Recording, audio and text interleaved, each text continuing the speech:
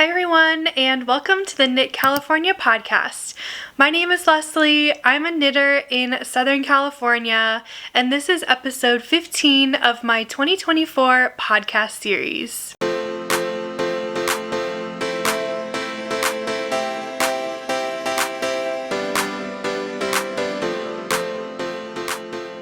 We have a different pup here. Lily Pup is laying down behind me today. And she just looks so cute. Rocky's not on his usual pillow for, at least right now. He might join us later, but just look like a little Lily Pup.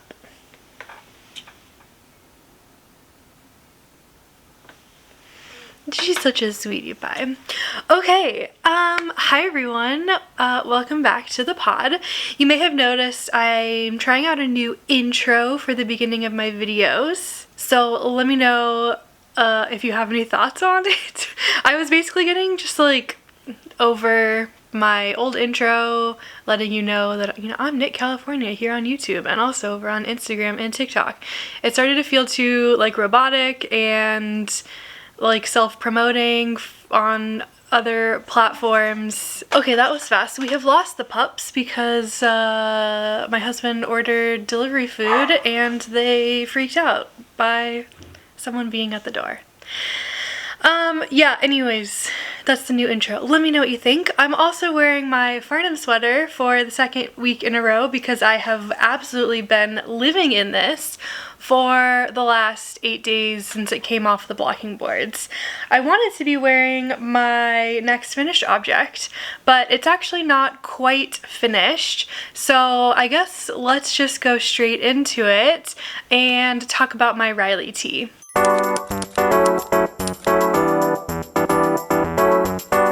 My Ravelry tee may look finished, but I knit the sleeves to 2 different lengths on purpose, okay, on purpose, because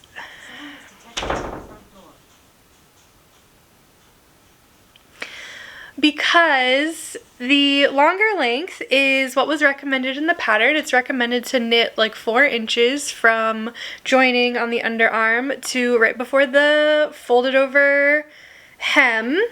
And I knit this one sleeve and tried it on and I was like, this feels really long. So I consciously knit the second sleeve to be half that length. So this is only 2 inches from the underarm.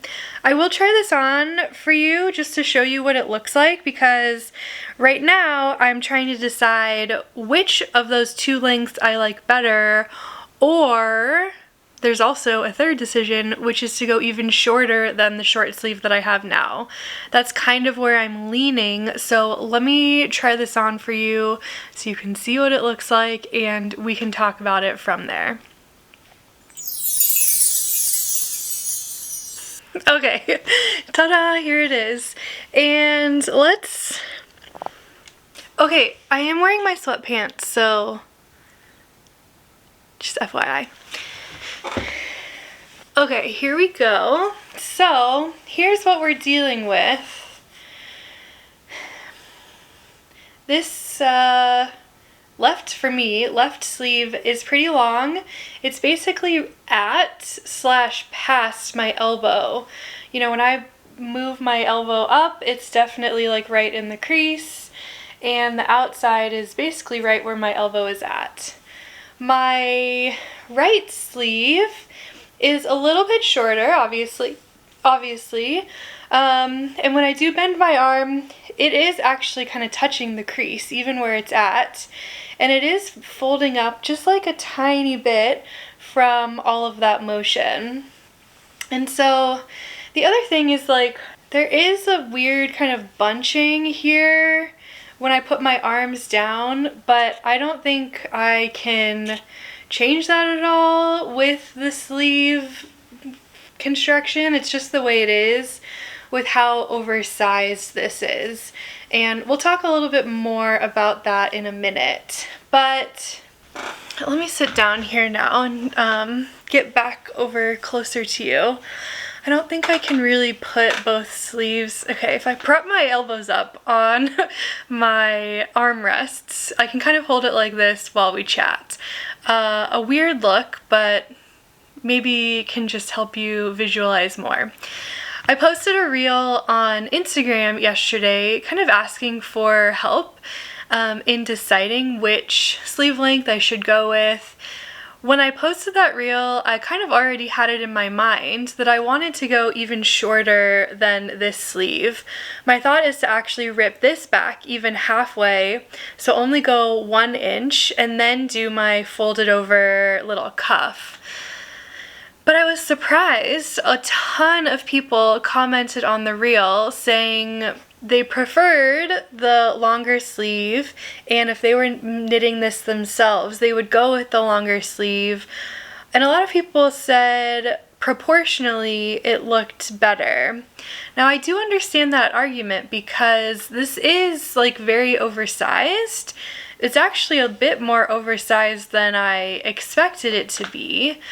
And so I do see the point, and I see where those people are coming from. It does kind of give off that oversized look and that vibe, but it's not really the vision that I had in mind for this tee. It is meant to be like a spring summer tee, you know, not a sweater with elbow length sleeves.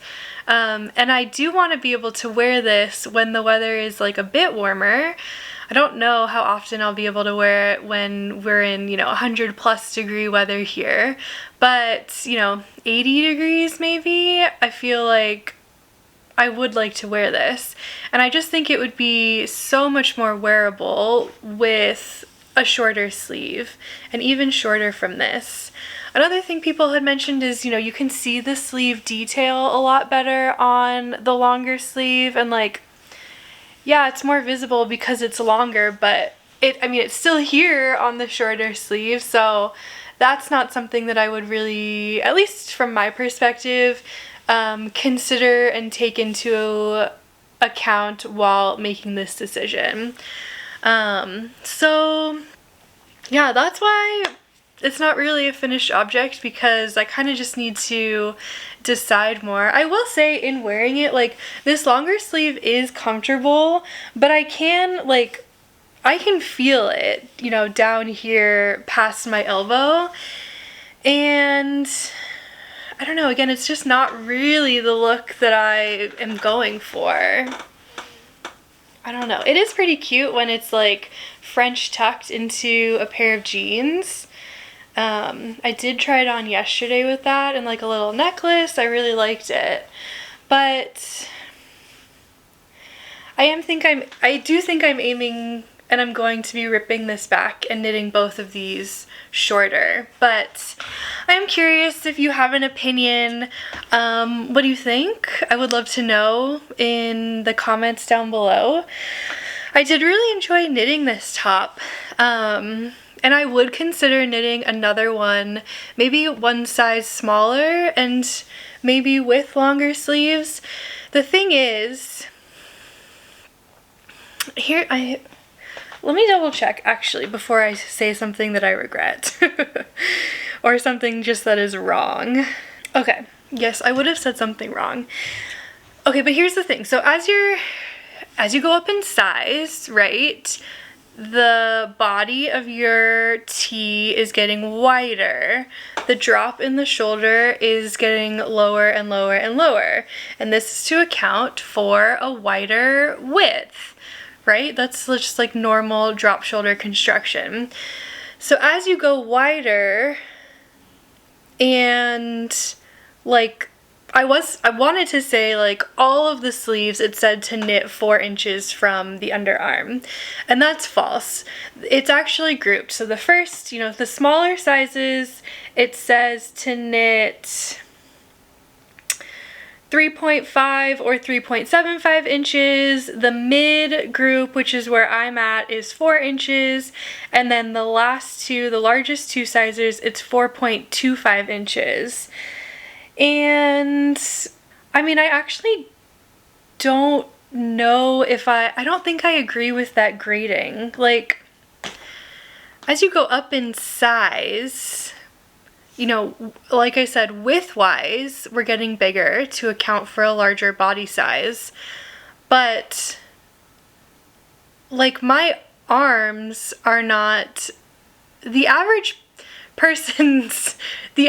larger bodied person's arms are not, you know, an inch and 1.75, no, 1.75? I don't know. My arms aren't like an inch longer than somebody who would be knitting the smallest size. Taking into account, I actually personally do have longer arms, I think, than most people. Average? I don't know. This is getting weird. I don't know what I'm talking about. I do know what I'm talking about, but I don't know how to say it.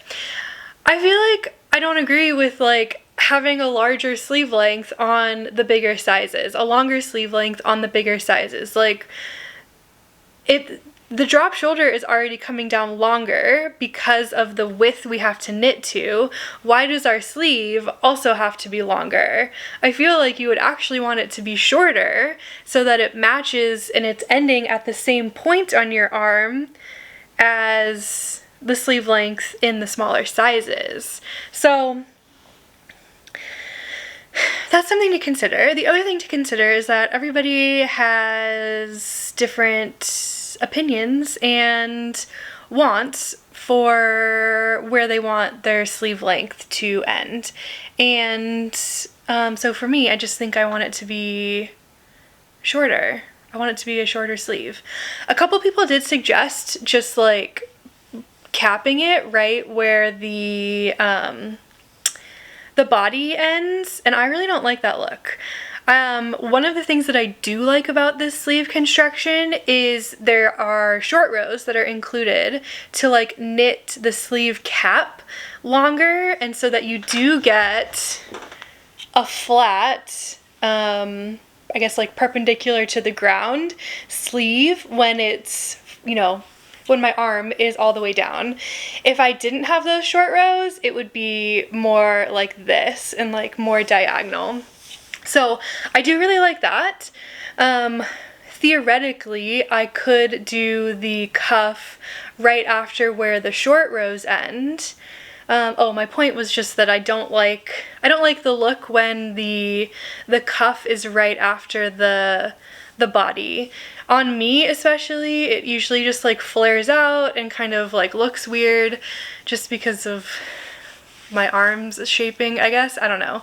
It's a personal preference thing, really. So anyways, that's what I'm gonna play around with on the sleeves. And so hopefully the plan is to have those done by the next episode so that we can actually have a finished Riley tee by then.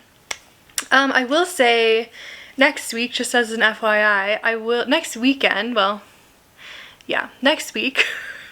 and the weekend, I'm going to be in Palm Springs with my family. So I don't know if I'll be able to film a podcast on Sunday and have it come out on Monday. We may need to do a bit of finagling and have the podcast come out a little bit later in the week, but we'll see. Or we might just skip next week altogether and have 2 weeks in between. I don't know yet. Just wanted to let you know. But yeah, so that's where I'm at with my Riley tee. I did want to just tell you about the yarn that I'm using for this. I love this color. It's really fun. It's very slightly variegated blue, purple, and pink, and you can just see like how nicely it worked up into a finished object. This yarn is from Through the Wardrobe Yarn Co., hand dyed in Norway, and I did have this yarn gifted to me because I was helping promote the Bridgerton collection with Selena from Through the Wardrobe Yarn Co. as an affiliate for her. So this color is called Diamond of the First Water. It's based off of Daphne Bridgerton from the Bridgerton show and books, but I feel like this color really represents a lot of the like light blue dresses that she wears in the first season.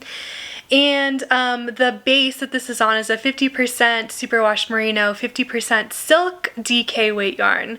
So it's really like soft, it's really cool to the touch, but it is a little bit thicker because it is DK weight yarn. And I do find that this base is also a teensy bit heavier than like a 100% superwash merino or like a merino nylon blend. So just, yeah, something to note, something to keep in mind. But I am excited to have this tee done. I have plans to wear it into the office when I need to go into work, and just, I mean, I feel like it's a super comfortable tee that I can just wear around the house as well. So yeah, alright, that's the update on my Riley tee. Again, not quite ready for the finished object. Didn't say that it's finished, but it will be next weekend. So, okay, let me get back into my Farnham sweater so I can be cozy again and talk to you about my next works in progress. Alright, here we go. Okay, so the next thing that I want to talk to you about is my Sweet Shop blanket.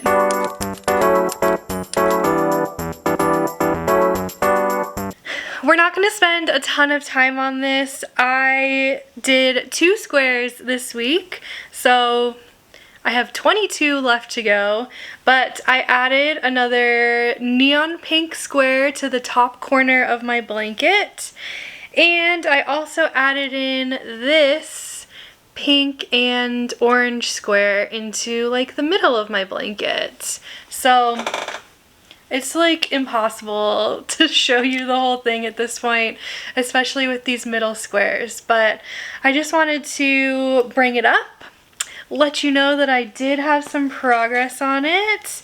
I'm trying to not let it fall to the wayside again like I did between the months of February and April. And I want to try to make, you know, do a few squares each week, I guess, even if it's only 2, you know, get a couple done each week so that I'm continuing to make progress on it. I just wanted to point out, like, I had that whole bag of all of the minis that were left over, and so what I did was I pulled out everything that I want to use in this like next section of my blanket, which in my mind is the like second half of the pink section. If I focus on the botanical yarn minis, these are the mostly like solid tonal colors compared to like the heavily variegated hedgehog fibers colors.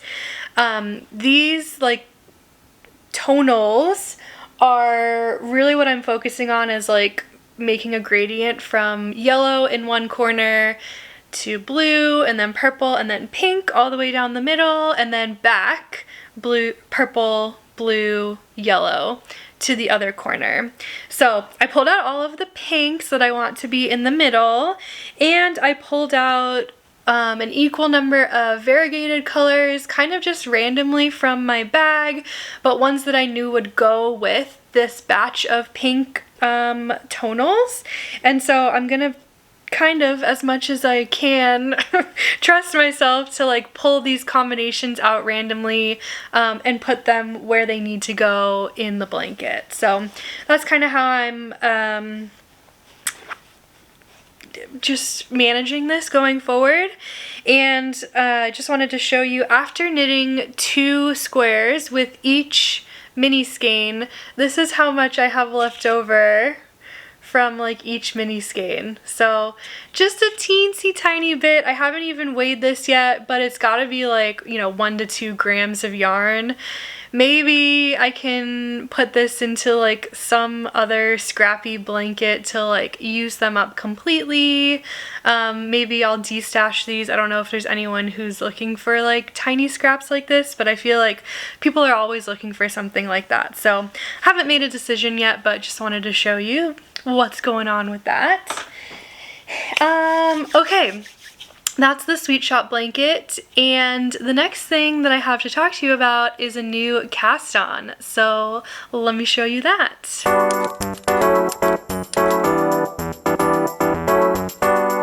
Yes, it's another Farnham. Not the Farnham sweater, but a Farnham Tee.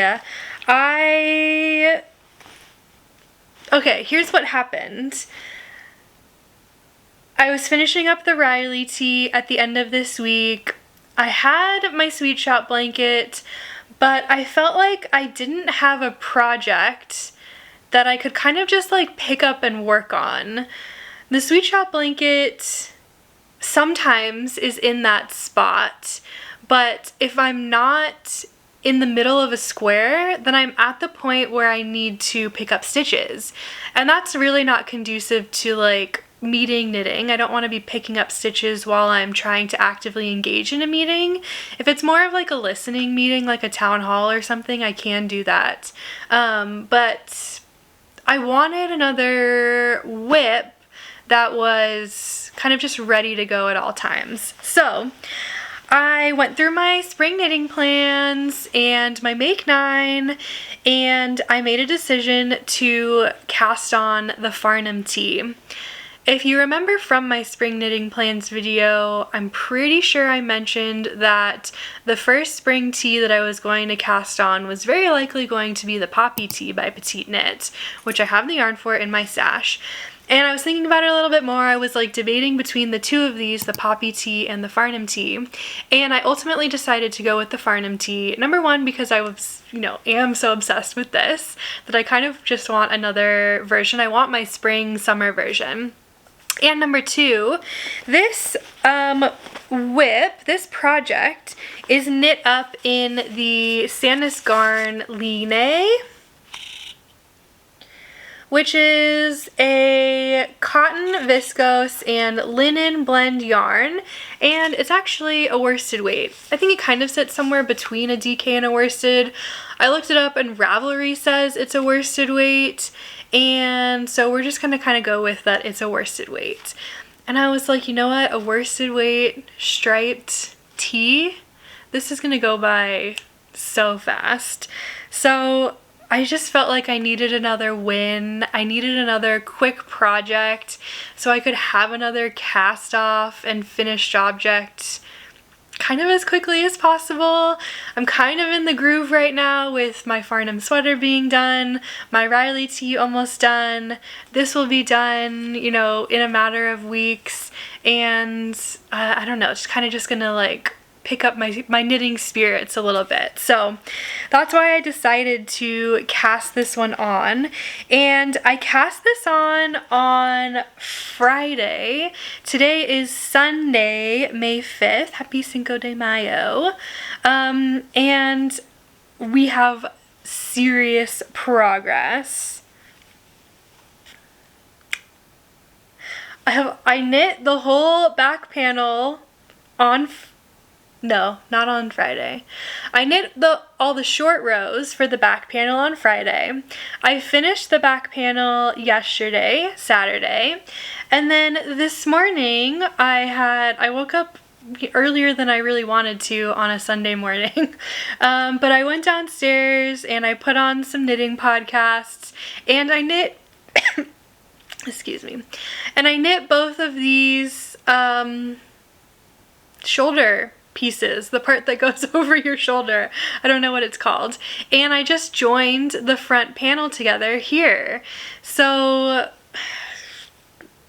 yeah, this is moving extremely quickly, and I'm really happy with it. I think this is coming out really nicely. And I'm having a lot of fun with it as well. It's a classic, like, black and white striped tee. I think this is gonna go really nicely with a lot of what I have in my wardrobe to wear this spring and summer. I think this will work great with jeans and some sandals, with my linen pants, either my, you know, white cream pair, as long as the creams don't clash. I'll have to take a look at that. But I have a black pair, and I also have like an olivey green pair that I think this would go really nicely with as well, along with some sandals. And I think I could also wear this to work with like my black jeans. So yeah, I think this is going to be a really versatile piece in my knitted wardrobe, and I'm just really happy with it. Like, it's coming out really good. And the construction of it is like super nice, super easy. It's basically the same construction that I did on the sweater, so I kind of feel like I know what's coming up when it's coming. And I've also knit just like a ton of drop shoulders recently. Drop shoulder construction is by far my favorite, at least currently. So yeah, that's where we're at with this. This is the Farnham Tee by the Knit Pearl Girl. The one interesting thing kind of I will say is I'm interested to see just in general how this wears with this yarn. So this is my first, you know, summer non-wool yarn of the year that I'm knitting with. I have used this yarn before, and like I said, it's a blend of cotton, viscose, and linen, and it's decently soft. I wouldn't say it's as soft as merino or as wool is. Like, the feeling of like this versus this, especially when I'm knitting, you can't really compare them. The merino is obviously better, but it is kind of like cool to the touch, and I do think it wears nicely. So I'm just interested to see how I'm going to like kind of the weight of it being a thicker fabric. Now, the Sandnes Garn Line does come in a tin line, which is more of a fingering or sport weight. I think it's fingering, but don't quote me on that. So I would be interested in trying that at some point in the future, just to see if I like the thinner fabric, less dense fabric. But I haven't tried that one yet. I mean, this pattern was written specifically for this gauge, and I am like bang on with the gauge again for one time in my life. I've somehow been very lucky with my gauge recently. But the gauge is 20 stitches by 28 rows, I believe, and I'm hitting it exactly with 4.5mm needles, which is what's recommended in the pattern. Yeah, 28 rows. So. And I'm knitting size G, which is the 7th size in the pattern, which is meant to have a 49.25 inch finished circumference. So we'll see. It's meant to have that oversized feel and look. Yeah, so I'm excited about it. That's my newest cast on. And that's everything about it. So I guess we will talk about one last thing today, and it's the Cozy Along Make Along that I am co-hosting with Natalie from Knitty Natty.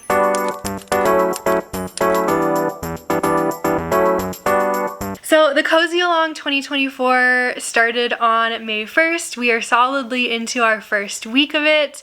Many people casted on early, which was totally fine because we said whips were allowed. And May 1st was like right in the middle of the week. It was Wednesday, and so it's all good if you started early. Who cares? We're fine with it, so whatever. But the premise of this make-along is that you can knit any of our two cozy patterns. So mine is the Knit e-reader cozy, and Natalie has a bunch of different cozies.